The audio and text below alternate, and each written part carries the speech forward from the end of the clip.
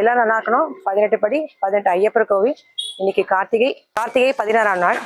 இப்போ நம்ம எங்கே வந்திருக்கோம்னா மயிலாப்பூர்ல அருள்மிகு பெரியநாயகி உடனுரை வாலீஸ்வரர் கோயிலுக்கு வந்திருக்கோம். இது வந்து இந்த கோவில் என்ன ரொம்ப சிறப்புனா வாலி, அதாவது ராமாயணத்து பிரியில வாலி இருந்தா பார்த்தீங்களா, அந்த வாலி வந்து இவருக்கு வந்து வெத்தலை வச்சு பூஜை பண்ணதான் ஐதீகம். இந்த கோயில் வந்து பதஞ்சலி முனியோட சன்னதி இருக்கு, நால்வர் இருக்கார்.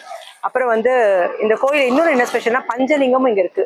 அதாவது 5 எலிமெண்ட்ஸ் சொல்லுவா இல்லையா, அது மாதிரி பஞ்சலிங்கமும் இங்க இருக்கு, 5 பூதங்கள். இங்க என்ன ரொம்ப ஸ்பெஷல்னா, இது என்ன எதுக்காக இந்த கோயில் காமிக்கிறேன்னா, இங்க ஒரு ஐயப்பர் சன்னதி இருக்கு. கண்டிப்பா வந்து இங்க ஐயப்பரை சேவிங்க. இப்பதான் சம்ரக்ஷணம் இருக்கு, அதாவது இப்பதான் கும்பாபிஷேகம் ஆயிருக்கு. இந்த 48 நாளை வந்து இங்க சேவிச்சா ரொம்ப விசேஷம். எந்த கோயிலுமே சம்ரக்ஷணம் நடந்து 48 நாள் வந்து நீங்க சுவாமியை வந்து தரிசனம் பண்ணா வந்தா ரொம்ப விசேஷம் உங்களுக்கு.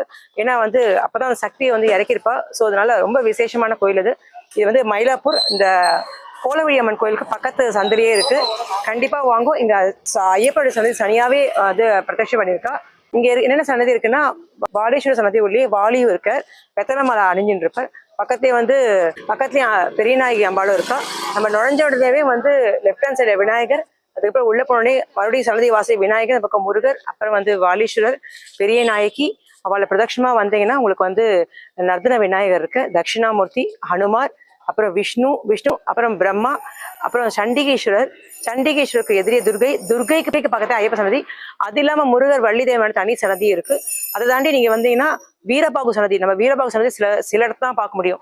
முருகர் பக்கத்தே வீரபாகு இருப்பார் பார்த்தீங்களா, அவர் வீரபாகு சன்னதி பக்கத்தே இருக்கு. அப்புறம் அவரை தாண்டி வந்தீங்கன்னா பஞ்சலிங்கமும் இருக்கு. அவர் பக்கத்திலே தான் வந்தவர் சனீஸ்வர பகவான். அப்புறம் நவகிரகம் தனி சன்னதி வந்து பத்தஞ்சலி இருக்கு. வாங்கோ வந்து எல்லாரையும் சுவாமி ஐயப்பரையும் சேவிங்கோ. 48 நாளுக்குள்ள நம்ம சுவாமியும் சேவிங்கோ. எல்லாரும் நடக்கணும். சுவாமி சரணம் ஐயப்பா.